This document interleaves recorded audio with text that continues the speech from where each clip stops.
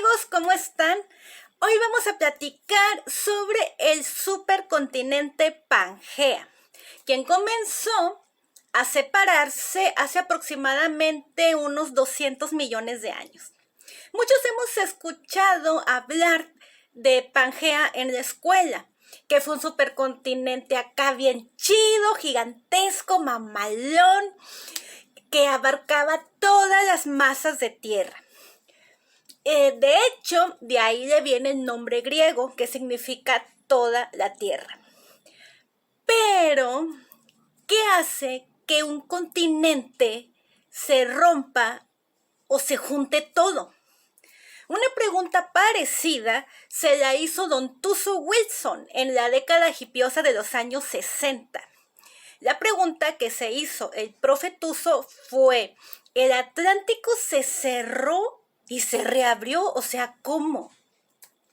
Y pues que se pone a investigar y saca un artículo con ese título acá bien chido para que tu maestro de geodinámica te lo deje de tarea y te complique los exámenes.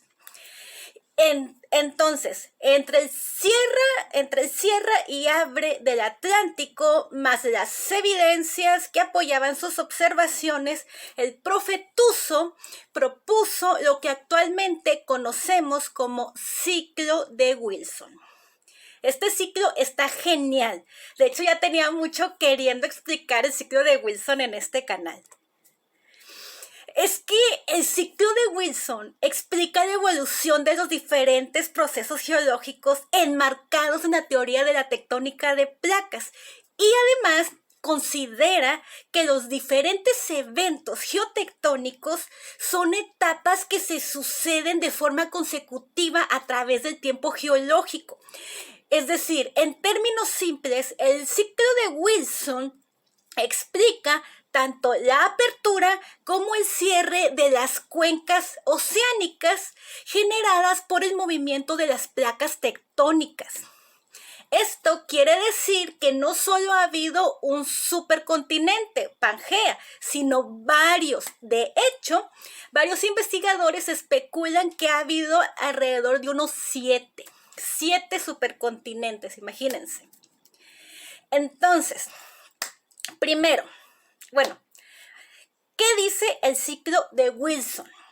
Vamos a ver cuáles son sus etapas. Primero, tenemos una zona continental estable, acá bien padre. Imagínate que estás relax en el desierto o en el bosque o en la selva, tomándote una Coca-Cola bien heladita y con hielitos.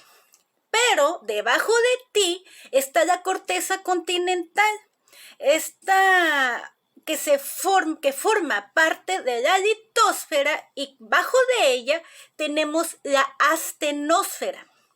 Luego surge una pluma del manto, o sea, el magma que al salir a la superficie se llama lava, asciende hacia la superficie y forma lo que vamos a llamar un punto caliente. Esto quiere decir que hay actividad volcánica en el interior de una placa tectónica, lo cual no es tan usual porque la mayoría de los volcanes se encuentran en los límites de las placas tectónicas. Obviamente estamos hablando de que los procesos geológicos suelen tomarse su tiempo, lo cual abarca millones de años. Pero para fines explicativos lo voy a relatar así como si hubiera sucedido todo en un solo día. Entonces, como consecuencia del ascenso de dicha pluma del manto, la corteza terrestre se va a bombar, así como tú cuando te comes una pizza entera. Quiero una de pepperoni. Así que tenemos una corteza con un domo acá bien chido. Y luego viene la siguiente etapa, donde se presentan los indicios de la formación de un rift o ruptura continental. Esto sucede porque la corteza continental, debido a la tensión ejercida por la pluma del manto, ya no la aguanta, ya no la soporta. Se vuelve débil y por consiguiente se va a adelgazar y ¡zas!, se va a partir, así como tu corazón cuando quien te gusta te rechazó. Entonces, la corteza continental, al tener su corazón partido, experimenta la formación de una depresión que puede ser, por ejemplo, un lago o solamente un valle como el valle de Rift actualmente en África Oriental. Entonces, durante esta etapa también se generan fallas normales, o sea, unas fracturas en la roca así casi verticales. Entonces, ya formado el valle, este se va a llenar con agua o con sedimentos. Recordemos que los sedimentos vienen siendo pedacitos de otras rocas, minerales, restos fósiles, eso que comúnmente llamamos la tierrita. Bueno, por ejemplo, el Valle de Rift de África tiene varios lagos actualmente. Y bueno, llegamos a la tercera etapa, que viene siendo la consolidación del Valle de Rift. Aquí lo que pasa es que el valle se hace más grande, al grado de que llegan a depositarse sedimentos de origen marino y se pueden formar arrecifes.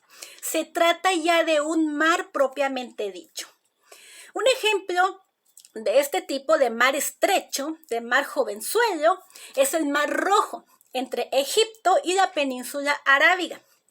Y durante esta etapa, el magma que asciende de la pluma del manto se mete en las fracturas que están casi verticales, esos rompimientos casi verticales que se formaron. Entonces el magma se va a meter por ahí y bueno, al enfriarse el magma en estas fracturas casi verticales va a formar lo que llamamos diques. Los diques son cuerpos magmáticos de forma tabular que penetran en la roca en forma perpendicular. Aunque también el magma puede manifestarse en forma de lava, formando coladas volcánicas.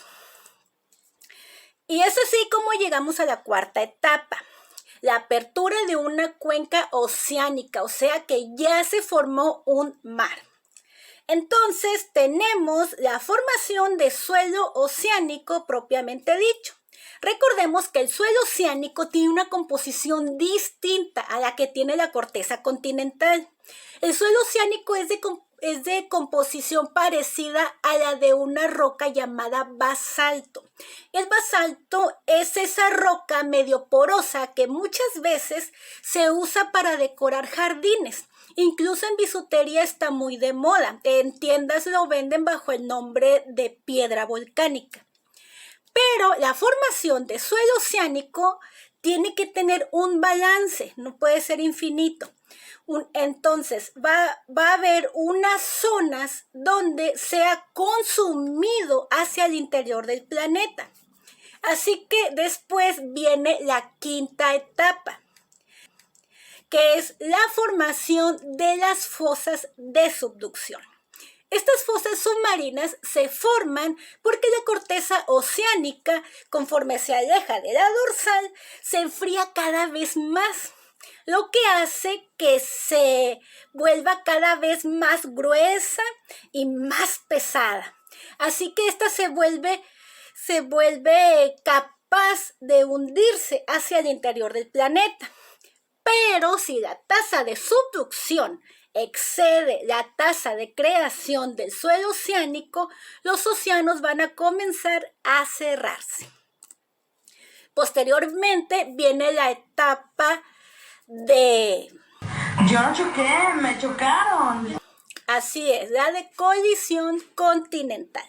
Aquí lo que sucede es que al chocar dos placas con corteza continental van a provocar una deformación, así como un levantamiento de los materiales generando una sutura. Dicha sutura va a ser una cadena montañosa y toda esta actividad va a acortar y a engrosar las rocas continentales. El cinturón montañoso va a seguir creciendo conforme el límite de placas se conserve. Y bueno, en este caso sería un límite de tipo convergente, donde una placa se hunde debajo de otra más ligera. Una vez que la actividad de dicho límite termine, las montañas ya van a dejar de crecer. Y lo que van a sufrir a partir de entonces va a ser un desgaste, va a empezar un proceso de desgaste de estas montañas. O sea, que los procesos de erosión e intemperismo, o sea, todos esos procesos que van a sufrir las rocas debido a los efectos del clima, las van a quebrar, las van a desgastar, etc. O sea, las van a destruir. Y se va a formar todo ese polvito que llamamos la tierrita. Y con el paso de los millones de años, las montañas se van a ir haciendo cada vez más y más pequeñas hasta llegar a desaparecer. Así que al final va a quedar una zona plana, sin actividad tectónica, que es lo que ya teníamos al principio, cerrando así el ciclo. Así que este es el ciclo de Wilson, que explica la creación y la fragmentación de los continentes. Y ya sé que al hablar de esto, a muchos de ustedes se les viene a la mente el nombre de Pangea.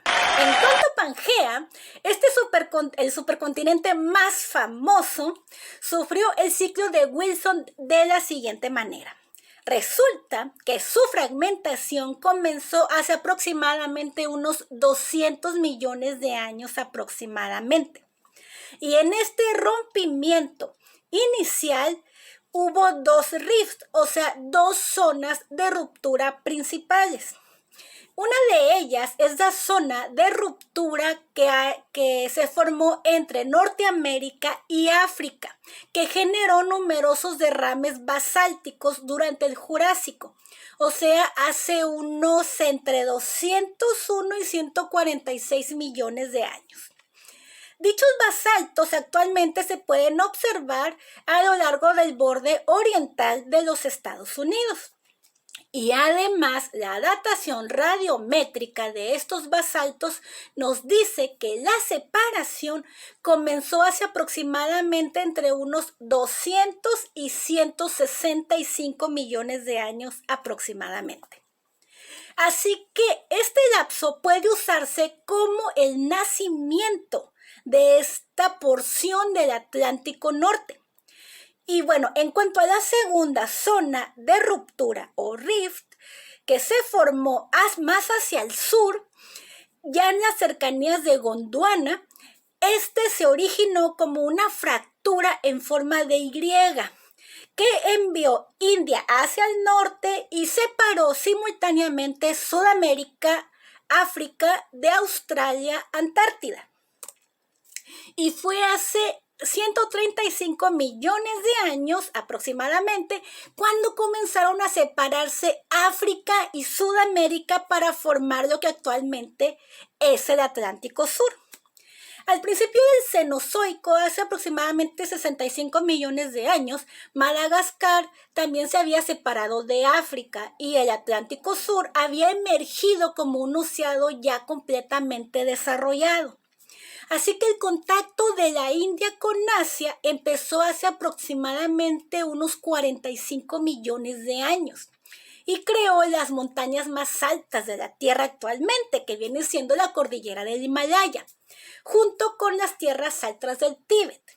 Es interesante observar que la altura media del Tíbet es de aproximadamente 5.000 metros, mucho mayor que cualquier punto de los Estados Unidos. Imagínense, así de alto está el asunto. Entonces, la migración continua de la India hacia el norte produce los numerosos y a menudo destructivos terremotos que asolan a esta parte del mundo. Entonces, en la imagen podemos ver la separación de Groenlandia de Eurasia y que fue un acontecimiento reciente ocurrido en la historia del planeta. Obsérvese también cómo en la formación reciente de la península de Baja California junto al Golfo homónimo, que ocurrió hace menos de 10 millones de años. Por otro lado, tenemos al supercontinente más antiguo y bien documentado, conocido como Rodinia, que se formó hace aproximadamente 1.000 millones de años. Hace aproximadamente 725 millones de años también Rodinia comenzó a fragmentarse. Y fueron estos fragmentos continentales que se separaron los que se combinaron más tarde para formar Pangea durante el periodo que va desde los 500 hasta los 250 millones de años. Y bueno, las pruebas de la formación de Pangea incluyen los montes Urales de Rusia y los Apalaches que flanquean la costa oriental de Norteamérica. Recuerden que les comenté las zonas de sutura. Bueno, las zonas de sutura también vienen siendo los Urales y los Apalaches. Por otro lado, hace unos 500 millones de años, el continente Laurasia se fragmentó en 3 secciones principales: Norteamérica, norte de Europa y Siberia, separada cada sección por un océano. Por otra parte, el continente Gondwana muy probablemente permaneció sin actividad, así intacto, y se encontraba en ese entonces cerca del Polo Sur. Ahora, la primera colisión Yo no choqué, me chocaron. se produjo cuando Norteamérica y Europa cerraron el preatlántico norte, lo cual provocó la generación de la porción norte de los Apalaches. Así que mientras Norteamérica y Europa se estaban uniendo, Siberia estaba cerrando el hueco existente entre ella y Europa. Y este cierre culminó hace unos 500 millones de años aproximadamente, hace unos 300 a 350 millones de años aproximadamente, con la formación de los montes Urales. La consolidación de estas masas de tierra completó el continente de Laurasia. Y durante los siguientes 50 millones de años, las masas de tierra del norte y del sur convergieron produciendo el supercontinente Pangea. En esta época, hace unos 300 a 250 millones de años, África y Norteamérica colisionaron para producir la parte sur restante de los Apalaches. Bueno, ¿qué les pareció todo este tema del ciclo de Wilson? El ciclo de Wilson y los supercontinentes son un tema bien interesante. De hecho, fue como mi interés principal en licenciatura y por eso me dediqué posteriormente a la sedimentología para reconstruir los ambientes antiguos, porque me gusta bastante todo esto de los supercontinentes, de la tectónica de placas y bueno, y cómo fue todo el asunto. Espero que les haya interesado este tema. Cualquier duda, comentario, sugerencia, no duden en dejar en la sección de comentarios. No duden en suscribirse y compartir, pues eso me ayudaría bastante para poder seguir creciendo en este canal. Síganos en nuestras redes sociales, las cuales van a aparecer en la descripción del video. Yo soy Marichuy y nos vemos hasta la próxima.